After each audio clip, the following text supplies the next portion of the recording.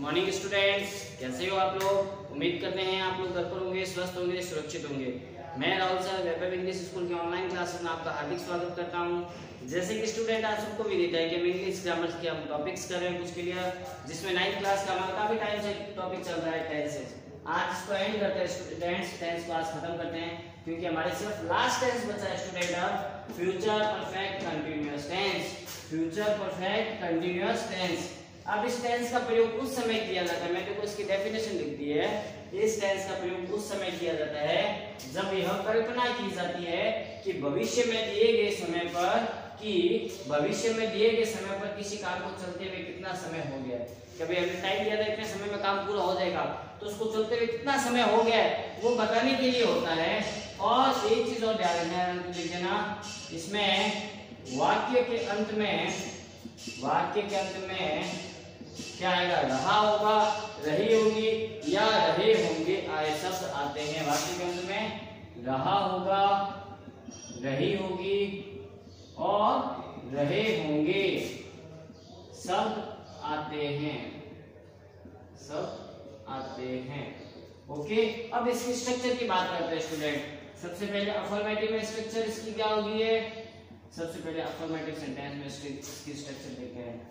Subject plus will have been या फिर shall have been, will have been, shall have been plus verb के first form के साथ ING plus object है तो ऑब्जेक्ट प्लस सिंस या फॉर प्लस टाइम। सिंस या for के साथ क्या आता है, टाइम।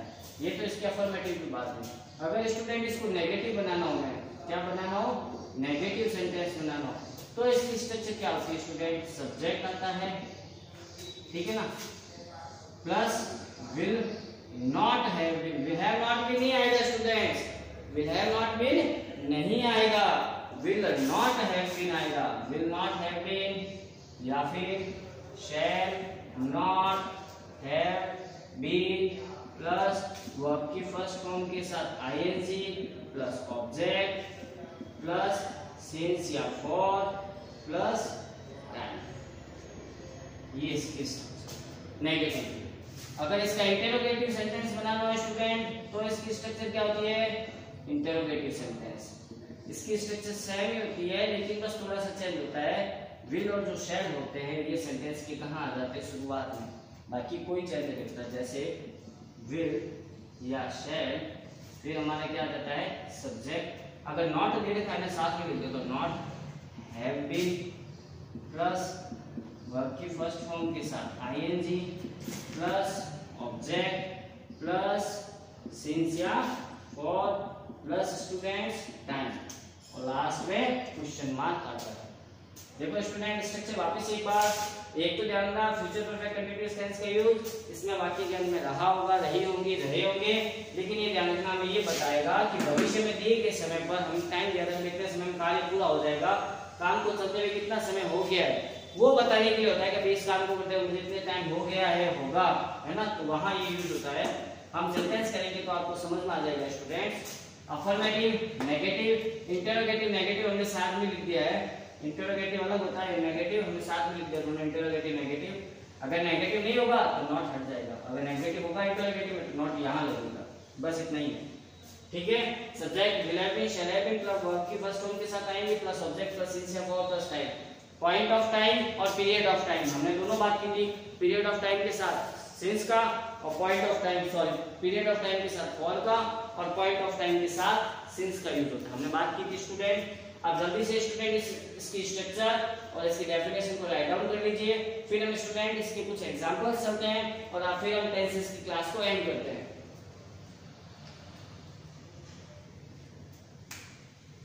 उम्मीद करते हैं स्टूडेंट आपने राइट डाउन कर लिया होगा। अब हम इसके कुछ एग्जांपल्स लेते हैं स्टूडेंट।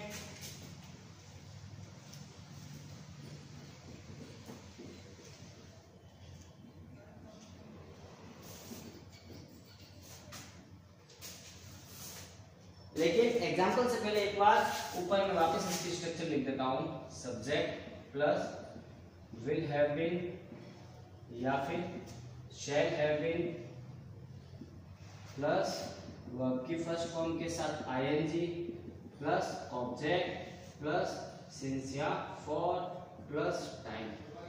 अब स्टूडेंट ये ध्यान रखना, मैंने इसका इंटरोगेटिव नेगेटिव नहीं लिखे हैं, आपको पता है अभी मैंने लिख दी थी। एक बार सिंपल स्ट्रक्चर लिखिए, सेंटेंस आएगी तो उसके अकॉर्डिंग हम लिख लेंगे। एग्जांपल नंबर फर्स्ट लिखिए, लड़कियां 2 घंटे से भोजन पका रही होगी। लड़कियां 2 घंटे से भोजन पका रही होगी। लड़कियां 2 घंटे से भोजन पका रही होगी। एग्जाम्पल नंबर सेकेंड लिखिए, 2020 के अंत तक मैं यहाँ 2020 के अंत तक मैं यहाँ 2020 के अंत तक मैं यहाँ 5 वर्षों से पढ़ा रहा हूँगा। 5 वर्षों से पढ़ा रहा हूँगा। 5 वर्षों से पढ़ा रहा हूँगा। नेक्स्ट एग्जाम्पल लिखते हैं स्टूडेंट हम। 3rd नंबर एग्जाम्पल लिखिए, क्या अध्यापक 2 बजे से चेंज करते हैं? क्या तुम 3 घंटे से कहानियां लिख रहे होंगे? क्या तुम 3 घंटे से कहानियां लिख रहे होंगे? लिख रहे होंगे। WH वर्ड है इसलिए क्वेश्चन मार्क। नेक्स्ट एग्जाम्पल लिखते हैं स्टूडेंट एक और, जिसमें लिखो, क्या विमला 1 घंटे से चाय नहीं बना रही होगी? क्या विमला 1 घंटे से चाय नहीं बना रही होगी? देखिए स्टूडेंट, हमने 4 सेंटेंस लिखे हैं। सबसे पहले देखिए, रहा होगा, रही होगी, रहे होगी आ गया, ध्यान रखना, रहा होगा, रही होगी, रहे होंगे। फिर देखिए इसके साथ क्या आ गया? टाइम। रहा होगा, रही होगी, रहे होंगे। देखिए 2 ही चीज टाइम समझ में आता है, या तो फ्यूचर कंटिन्यूअस है या फ्यूचर परफेक्ट कंटिन्यूअस है। अगर फ्यूचर परफेक्ट कंटिन्यूअस टेंस होगा ना, तो उसमें कहीं ना कहीं समय दे रखा होगा। समय दे रखा, इसका मतलब फ्यूचर परफेक्ट कंटिन्यूअस यानी कि स्ट्रक्चर है। आप देखो क्वेश्चन मार्क है क्या? नहीं है, इसका मतलब सिंपल है, यानी कि स्ट्रक्चर हमारी यही है। सबसे पहले क्या लिखना है? सब्जेक्ट। लड़कियां 2 घंटे से भोजन पका रही होगी। काम करने वाला कौन है स्टूडेंट? लड़कियां है, तो लड़कियों को इंग्लिश में क्या कहा जाता है? गर्ल्स। गर्ल्स के लिए क्या है? The girls. गर्ल्स के साथ विल भी आएगा या शैल भी आएगा स्टूडेंट? आई विल के साथ शैल, बाकी सबके साथ विल। तो द गर्ल्स के साथ क्या आएगा? विल हैव बीन, क्योंकि नेगेटिव है ही नहीं, नॉट नहीं आ रहा है, तो इसका मतलब नॉट लगा नहीं है, विल हैव बीन। फिर वर्ब की फर्स्ट फॉर्म के साथ क्या आएगा student? Will have been, shall have been के बाद वर्ब की फर्स्ट फॉर्म के साथ आईजी। वर्ब क्या है? काम क्या हो रहा है स्टूडेंट इस सेंटेंस में? पका रहा होगा या पका रही होगी। काम क्या हो रहा है? पकाने का। पकाने को इंग्लिश में क्या कहते हैं स्टूडेंट? कुक कहते हैं। कुक के साथ आईएनजी जुड़ेगा तो क्या हो जाएगा? कुकिंग। अब कुकिंग आ गया। अब देखो पका रही होगी, वर्ब से क्वेश्चन करो, क्या और किसको? क्या और किसको? क्या पका रही होगी? हम वर्ब से क्वेश्चन करें, क्या पका रही होगी, तो आंसर क्या मिलेगा? भोजन। जो आंसर मिलता है वो हमारा ऑब्जेक्ट होता है और वर्ब के तुरंत बाद आता है। भोजन को इंग्लिश में क्या कहते हैं? Food. The girls will have been cooking food. कब से कह रही है? देखो 2 घंटे से। कब से कह रहा है? 2 घंटे से, तो फॉर 2 आवर्स। फॉर 2 आवर्स, 2 घंटे से। 2000 नेक्स्ट देखिए, 2020 के अंत तक मैं यहाँ 5 वर्षों से पढ़ा रहा हूँगा। रहा होगा, रही होंगी, रहे होंगे आदि आता है दिमाग में। फ्यूचर कंटिन्यूअस या future perfect continuous? Future perfect continuous यानी कि समय दे रखा होगा कोई ना कोई, सिंस या फॉर के साथ टाइम दे रखा है ना। कब से कह रहा है? 5 वर्षों से। कब से कह रहा है? 5 वर्षों से दे रखा है, 5 वर्षों से। कर लीजिए स्टूडेंट, इस सेंटेंस को स्टार्ट कहां से करोगे? 2020 के अंत तक, तो by the end of 2020 start कर दो। By the end of 2020, by the end of 2020 यानी कि 2020 के अंत तक। अब काम करने वाला कौन है स्टूडेंट? बस लाइन से चलो। मैं यहाँ 5 वर्षों से पढ़ा रहूंगा। काम करने वाला कौन है? मैं, यानी कि आई। आई होने के साथ शैल, तो आई के साथ क्या लग जाएगा? Shall have been. I shall have been. Will have been, shall have been plus verb की फर्स्ट फॉर्म के साथ आएंगे। वर्ब क्या हो रही है, काम क्या हो रहा है स्टूडेंट, पढ़ाने का। पढ़ाने को क्या कहते हैं स्टूडेंट, टीच कहते हैं। पढ़ाने को क्या कहा जाता है स्टूडेंट, टीच कहते हैं। टीच के साथ आएंगे आएगा तो क्या हो जाएगा, टीचिंग। टीचिंग, पढ़ा रहा हूं। अब आपसे क्वेश्चन करो, क्या किसको, क्या पढ़ा रहा हूं, किसको पढ़ा रहा हूं। क्या किसको कहां से नहीं आता तो अगला क्वेश्चन से आंसर जरूर आएगा, कहां पढ़ा रहा हूं। कहां पढ़ा रहा हूं, यहाँ। यहाँ को क्या कहते हैं, हियर मींस यहाँ, देयर मींस वहां, हियर यहाँ पढ़ा रहा हूं। टीचिंग हियर, कब से, 5 वर्षों से। कब से, 5 वर्षों से। फॉर 5 इयर्स, फॉर 5 इयर्स, 5 वर्षों से पढ़ा। क्या तुम 3 घंटे से कहानियां लिख रहे होंगे, रहा होगा, रही होंगी, रहे होंगे। फ्यूचर परफेक्ट या सॉरी फ्यूचर कंटीन्यूअस या future perfect continuous.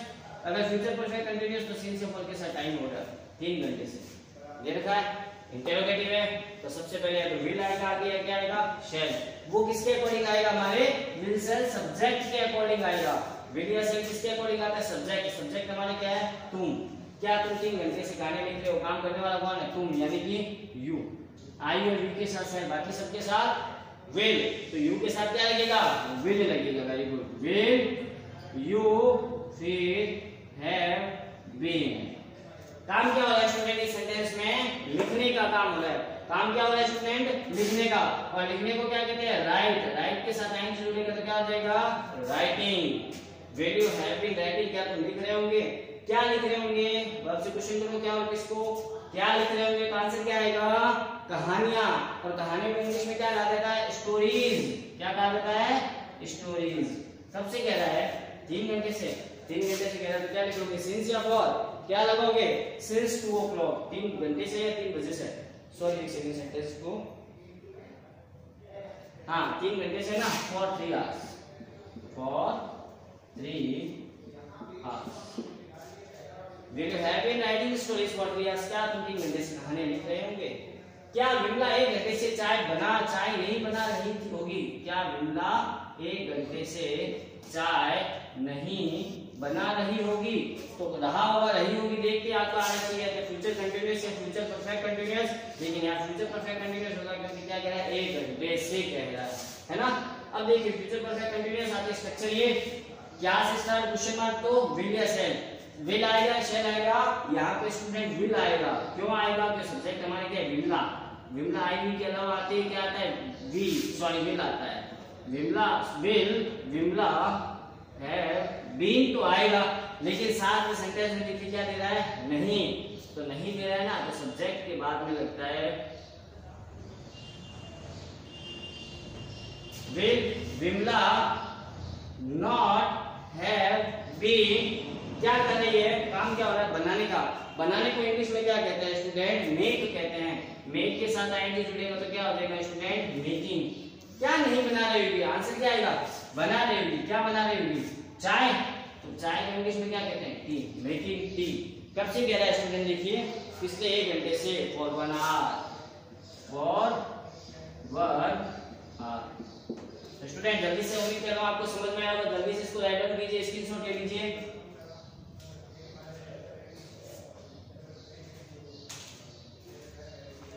Okay student, उम्मीद करते हैं आपको टेंसेस का पार्ट ये समझ में आया होगा, फ्यूचर परफेक्ट कंटीन्यूअस टेंस। तो देखिए स्टूडेंट, हमने टेंस 12 के 12 जितने भी दिए हमने सारे के बारे में चर्चा कर ली है। हमने टेंस कंप्लीट कर लिया है स्टूडेंट। हम एक न्यू टॉपिक स्टार्ट करेंगे जिसका नाम है स्टूडेंट्स डायरेक्ट इनडायरेक्ट, या कहते हैं नरेशंस। 12th क्लास में क्वेश्चन आते हैं इसके 2 का विचार करें, 2 नंबर के, है ना। 9th में भी हमारे क्वेश्चन आते हैं, 10th में भी आते हैं, 8th में भी आते हैं। 8th में भी आपने पढ़ा होगा डायरेक्ट इनडायरेक्ट, इसको नरेशंस भी कहा जाता है। थोड़ा सा इसके बारे में हम चर्चा कर लेते हैं। डायरेक्ट यानी किसी बात को सीधे तरीके से कहना, मतलब कि मैंने आपको कोई बात कही है, वैसी की वैसी आपने वो बात अपने किसी रिलेटिव को या अपने परिचित को या अपने फ्रेंड को वैसी की वैसी कही जैसे मैंने कही है, वो तो होती है डायरेक्ट बात। इनडायरेक्ट बात यानी कि जो बात मैंने कही है, आपने बात तो वही कही है लेकिन थोड़ी घुमा फिरा के बात को बढ़ा चढ़ा के कह दिया है ना। मेरी लैंग्वेज में नहीं कहा उसने, आपने वो लैंग्वेज अपनी यूज की है, तो वहां वो यूज होता है इनडायरेक्ट। डायरेक्ट और इनडायरेक्ट। अब बात आती है स्टूडेंट कि हमें पता कैसे चलेगा कि ये डायरेक्ट बात है या इनडायरेक्ट बात है। देखिए जब सेंटेंस इन्वर्टेड कॉमा में दोनों क्लोज होता है ना, सेंटेंस आएगा दो इन्वर्टेड कोमा में क्लोज होता है। एक होता है रिपोर्टिंग वर्ब, एक होता है रिपोर्टेड वर्ब। रिपोर्टिंग वर्ब और एक होता है रिपोर्टेड वर्ब। हम रिपोर्टिंग क्लोज या रिपोर्टेड क्लोज होता है, हम दोनों के बारे में चर्चा करेंगे स्टूडेंट, इसके बारे में भी। लेकिन ये ध्यान रखना, इन्वर्टेड कोमा में जो डबल इन्वर्टेड कोमा में बात होती है ना, हमारे डायरेक्ट इनडायरेक्ट में जो डबल इन्वर्टेड कोमा में जो बात होती है स्टूडेंट, वो ही बात मेन कही जाती है। यहाँ कुछ सेंटेंस होगा, कोमा फिर डबल इन्वर्टेड कोमा में क्लोज, यस। इस डबल इन्वर्टेड कोमा में जो बात होती है ना, वो रिपोर्टेड वर्ब होती है या रिपोर्टेड क्लोज होती है, रिपोर्टेड क्लोज होती है। और ये होती है रिपोर्टिंग क्लोज, रिपोर्टिंग क्लोज होती है, रिपोर्टिंग क्लोज, और ये रिपोर्टेड क्लोज होती है। इस कोमा को हटाते हैं ना स्टूडेंट, यहाँ पे कोई ना कोई आता है हमारे वर्ड, जिसको या तो कहते हैं दैट, या आता है इफ या WHO। वो अब हम सेंटेंस करेंगे, उसको अकॉर्डिंग चलेंगे। एक बार आज हमने सेंटेंस स्टार्ट कर दिया न्यू, क्योंकि हमारे पास टाइम था, तो हमने 2 मिनट के टाइम में एक बार थोड़ा सा डायरेक्ट इनडायरेक्ट को आपको समझा दिया है। उम्मीद करते हैं स्टूडेंट आज का सेशन पसंद आया होगा। नेक्स्ट सेशन में हम नरेशंस या डायरेक्ट इनडायरेक्ट के बारे में चर्चा करेंगे। तब तक स्टूडेंट्स गुड बाय, ओके।